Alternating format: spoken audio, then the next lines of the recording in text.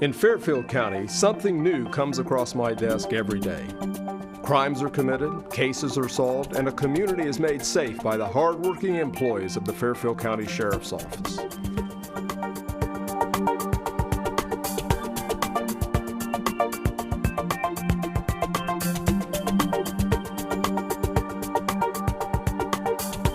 Welcome to This Week with Sheriff Dave Phelan. We're carried on LancasterOhio.tv and also the Fairfield County Sheriff's Office website, along with a number of radio affiliates here in Lancaster. Do appreciate you, the viewers and listeners that join us each and every week. We have a special guest with us, Forrest Cassel. Sgt Cassel is actually the commander of Canal Winchester now, kind of like the chief there. Yes, sir. Yep. And before we talk about what's going on in Canal Winchester, tell us a little bit about yourself and your career. I've been with the Sheriff's Office.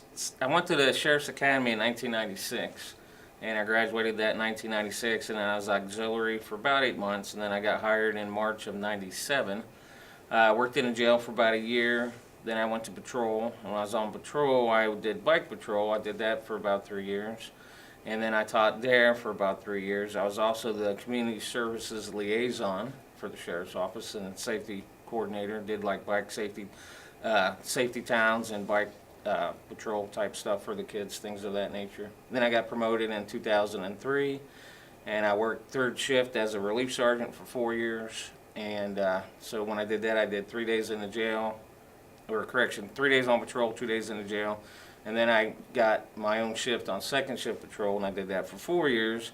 And then I requested to be transferred to the jail annex, and I ran the jail annex, which was nice because I was the only supervisor out there, so it was kind of like my show. I ran that for 5 years, and now I'm out at the Canal Winchester substation. And before you came on the Sheriff's Office, you were a Marine? Yes, sir, I was. From 1986 to 1994, I was a sergeant in the Marine Corps. Well, I appreciate your service there, too. Thank you. So lots of things going on. In fact, when I became sheriff, you were a DARE officer, if I Yes, remember sir. correctly, and that's how we first met and used to go to the DARE graduations and all those kind of things. Yep. So any job that stands out or you like the best? I like all the community service orientated jobs at the Sheriff's Office, because that, to me, that's a positive impact to the public and to me as a law enforcement officer. Because, you know, if you're just regular patrol and sometimes you go out on calls and they're not real happy to see you, because usually Right. you got called out there for domestic violence or something of that nature, somebody's probably going to go to jail. And sometimes it's a negative impact for the law enforcement officer because of all the things that happen or that you see or that the citizens might say to you because they're upset at you. So I like the more proactive form of law enforcement, community policing.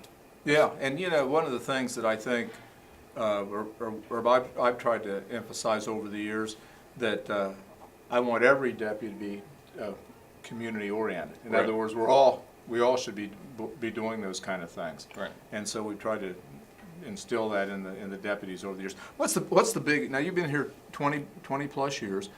And what's the biggest change you've seen as far as with the community, maybe with the office? The biggest change in law enforcement for me is the technology and the computers. When I first started on patrol, they gave you a map and you had a book and it had your area checks and your vacation checks, and you just went out. And it was just you and your radio and your map.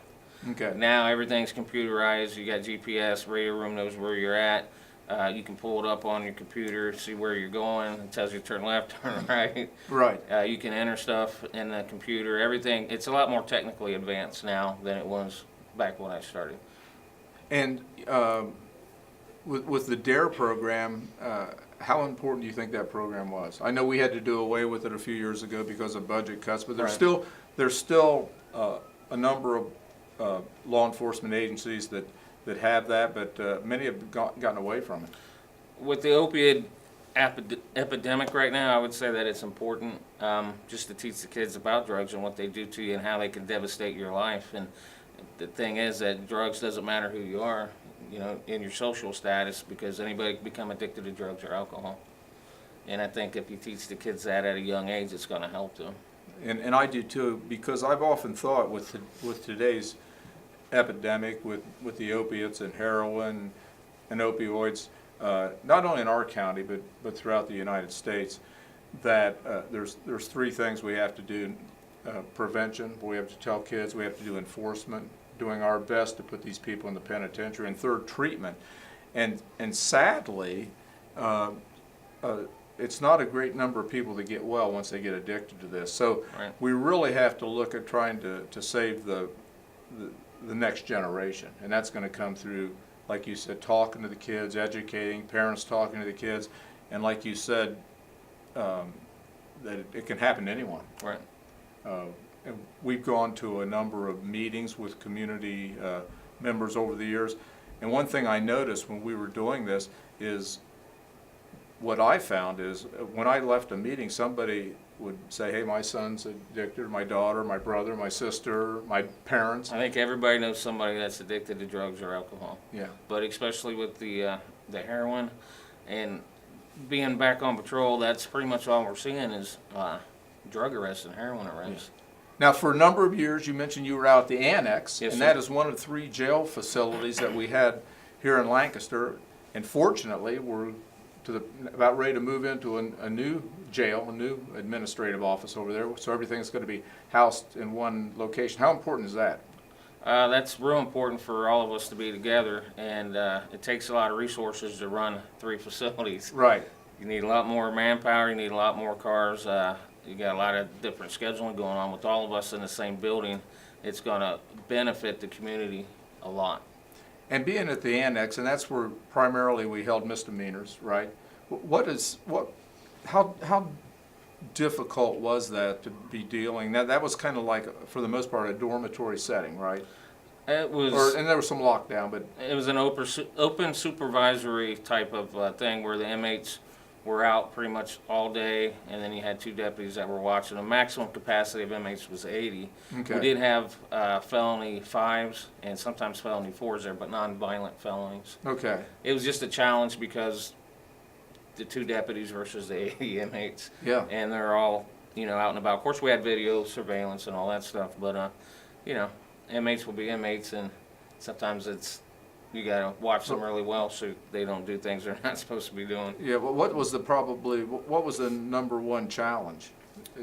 When they were all out for rec, just 80 of them moving around, and then, like I said, you got 2 deputies watching them. Okay. And, we try to break them up so they're not all 80 of them out at once, but it's still, even though you got cameras and everything like that, they're still gonna be inmates, and they're still gonna bring stuff in the facility and do things they're not supposed to do. Right. So you are now the sergeant in charge of Canal Winchester, Yes, the sir. commander of Canal Winchester. So how does that work for our viewers and listeners that may not know about Canal that setup? Winchester, I believe the sheriff's office has had the contract with Canal Winchester for 14 years.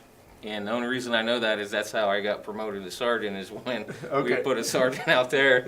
Like I said, I got promoted in 2003. So that's when the sheriff's office got the contract for that. There's 11 deputies and 1 sergeant. One of the deputies is a school resource officer. That's Jeff Reed. He does a really good job because their schools are really big. I was pretty amazed when I went into the schools how big they were, how many kids were there. Then we have 3 deputies on each shift, and we patrol the Canal Winchester City, and part of Canal Winchester is in Franklin County, and part of Canal Winchester is in Fairfield County, and that's where it gets difficult sometimes, because if we have an arrest in Franklin County, then we do Franklin County paperwork and we take them to Franklin County Jail. If we have an arrest in Fairfield County, we do Fairfield County paperwork and take them to Fairfield County Jail. And then if you have court, you've got to go to Franklin County or Fairfield County. And then we do mayor's court every other Thursday at 1 o'clock, 1,300 hours. And so if you got inmates housed at Franklin County Jail, you got to make sure you coordinate and pick them up at Franklin County, plus you got to pick up your inmates at Fairfield County. So it gets confusing. Yes, sir, it does. Yeah. It does. So it's almost like you're kind of like the chief Right. out there. So are some things before we get to that, what would be some of the common things that the deputies would do in Canal Winchester? Maybe a little bit different from what patrol officers do in the county. Main thing is that they work under the city ordinance. Okay. So they have a city ordinance, so we write parking tickets and things like that under the city ordinance. Sometimes they use the Higher Revised Code, and sometimes they use the city ordinance. Okay. So there's more leeway as far as citing them in the mayor's court. I'll give you an example. If you had a juvenile that got in trouble at school, instead of filing charges on them, we will talk to the parents first, and then they have a juvenile diversionary program, which is set up through mayor's court. Right. And if the parents agree to that, instead of charging the juvenile with the crime, they'll go through the diversionary program at the mayor's court. Yeah, it's a little bit different, having a mayor's court. How is that set up a little bit different from what you see with municipal court of common pleas? Well, it's pretty crowded. I'd say there's about 30 to 40 people each Thursday, because it's every other Thursday. So you're doing your criminal stuff and all your traffic stuff. And they meet with the prosecutor first, and then after that, everybody meets with the prosecutor, then they meet with the judge. Okay. And then after that, they meet with the clerk of Okay. courts. So it's a little bit different in a village or something like that. Yeah, And what's the population of Canal? That I couldn't tell you. Yeah. I'm not real sure. I know it's constantly growing because they're a city now. And they used Yeah, to be they a went village. from a village to a city, so there It's was pretty a big. population And there's change there. There's a lot of retail stores there and breweries and things like that. And with your background, Forrest, in community policing, you're probably a pretty good fit, because a lot of that is, because it is a small, tight-knit community, I'm going to guess that some of your emphasis is going to be stopping by, getting to know all the businesses and those kind of things. Right, and I meet with city council every other Monday. Tonight I meet with them Okay. and the mayor, and then every Tuesday at 8:30 in the morning I meet with the mayor and all the staff, Canal Winchester city staff. Okay, so have you thought about maybe putting the bicycle back there, since that's some of your background? Actually, I've talked to several of the deputies out there, because we have 2 bicycles at the substation. Okay. And I told them I need to get this, my exact quote, I need to get my bike uniform together and get back in shape so I can get on the bike. I would like to do that this summer. Well, that'd be good. Yeah. You know, I think of my son, who's a Columbus policeman. He was on a bike unit for, I don't know, a couple years, but he really liked it, because he did a lot of, you know, he said you could kind of like have better observation points. You know, you go to work and stay in shape, Right. and those kind of things. So he really enjoyed it. Yeah, I liked it a lot too, and a lot of times you could be in stealth mode, like your son said, and you could actually be watching somebody commit a crime and they don't even know you're there because you're on a bicycle. Right. And then after they commit the crime, you effect the arrest. And then, like I said, it's proactive too, because you're out there talking to the neighbors and you're more approachable. If you're in a cruiser, a lot of times you're not approachable. You know that. If you're sitting at a traffic light in a cruiser, usually what do people do? They look the other way. Right. You know, even if they're not doing anything wrong, 9 out of 10 times they're not. But being on a bicycle, you're more approachable. Yeah, and I So think they'll come up and talk to you. I think that's, and you'll probably even do some walking, won't you, through the neighborhoods Oh there? and everything? yeah, I did a lot of that in Bremen when I was on second shift. Yeah, all kind of good stuff Yeah. there. Well, we're just about out of time. I'd like to have you back next week to talk about whatever you want to talk about. Okay. We got a lot of things to cover. Maybe we can talk a little bit more about community policing and some of your experiences, and maybe some things you've seen in your career that kind of stick out in your mind. Okay. Sgt Forrest Cassel, our commander of Canal Winchester. And do appreciate you, the viewers and listeners. We are now carried on LancasterOhio.tv and also the website, the Fairfield County Sheriff's Office. And you can certainly join us anytime on YouTube. And I'm appreciative of our 2 radio affiliates that carry us here in Lancaster. Well, the clock on the wall says we're about out of time. Do appreciate folks here at Fairfield Christian Academy that put this program together. Our behind-the-scenes executive producer is Kelly Roberts. Till next week, same time, same place. God bless.